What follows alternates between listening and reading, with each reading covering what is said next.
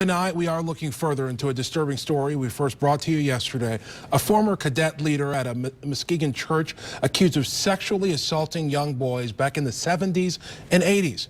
But for now, because of all this time that's passed, he is not facing charges on the allegations because of the laws that were in place at the time.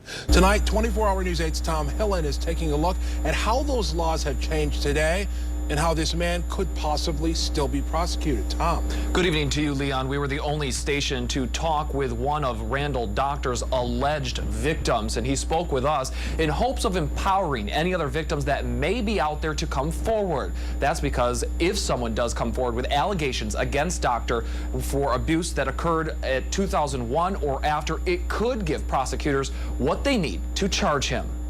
He would take us out in the woods after the driving of the semi, and he would do horrendous and terrible things to us. Brad White says he met Randall Doctor when he was a cadet at Fifth Reformed Church of Muskegon. Doctor was his leader. You could have tortured me, and I would have never said that, anything happened. That was back in the 70s and 80s. At the time, the statute of limitations to file child sexual abuse charges were 6 years or the child's 21st birthday, whichever came later. Brett Gardner is a former prosecutor in Muskegon County and says if allegations came in after those limits, there was nothing they could do. That meant that the assailant or the suspect could not be prosecuted, and it left him on the streets. And certainly criminal sexual conduct against children, that's about as bad as it gets. In 2001, the laws in Michigan changed, which eliminated any statute of limitation on first-degree criminal sexual conduct against a child.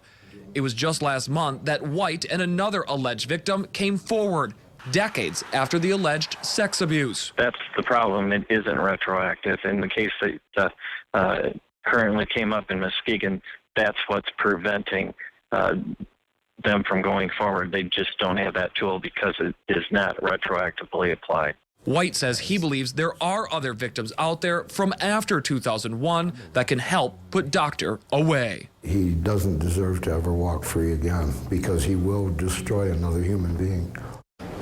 Now, police said that they did search Doctor's home and found some guns and weapons, which has led to some charges against Doctor. They said they also seized some electronics from his home, which are currently being analyzed. Live in studio control, Tom Hillen, 24-Hour News 8.